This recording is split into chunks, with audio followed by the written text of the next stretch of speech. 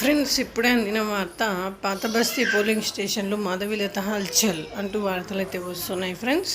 మరి దాని గురించి వీడియో చేయడం అనేది జరుగుతుంది. దయచేసి లైక్ చేసి, షేర్ చేసి, సబ్స్క్రైబ్ చేసి మరిన్ని వీడియోస్ కోసం అయితే బెల్ ఐకాన్ అయితే క్లిక్ చేయండి ఫ్రెండ్స్.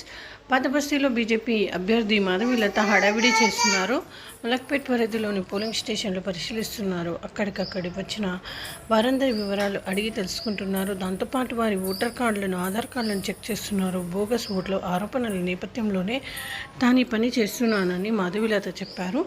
అయితే దాంతోపాటు ఆమె అక్కడకు ఓటేయడానికి వచ్చిన ముస్లిం మహిళలు బుర్ఖాలను కూడా తనిఖీ చేశారు. మహిళల బుర్ఖాలను పైకెత్తి మొహాలను పరీక్షించారు. ఇది ఇప్పుడు వివాదాలకు దారితీస్తుంది. దీనిపై ఎంఐఎం అభ్యంతరం వ్యక్తం చేసింది. తమ మహిళ బుర్కా తీయమనడంపై ఎంఐఎం అభ్యంతరం వ్యక్తం చేసింది. తమ మహిళలను పవిత్రంగా భావించే బుర్కాలను అలా ఎత్తి చూడడం అవమానం అని ఆ పార్టీ ఆరోపిస్తుంది. దీనిపై చర్యలు తీసుకోవాలని, మాధవీలతపై కంప్లైంట్ నమోదు చేయాలని ఈసీని కోరింది. ఈ విధంగా వార్తలు అయితే వస్తున్నాయి ఫ్రెండ్స్. మరోవైపు అయితే నిజామాబాద్లో ధర్మపురి అరవింద్ కూడా హల్చల్ చేస్తున్నారు. మైనారిటీ ఏరియాలోని పోలింగ్ బూత్లలో ఆయనను సందర్శించారు. ముస్లిం మహిళలు బుర్ఖా ధరించి ఓట్లు వేయడంపై అరవింద్ అభ్యంతరం వ్యక్తం చేశారు. ఈ విధంగా వార్తలు అయితే వస్తున్నాయి ఫ్రెండ్స్.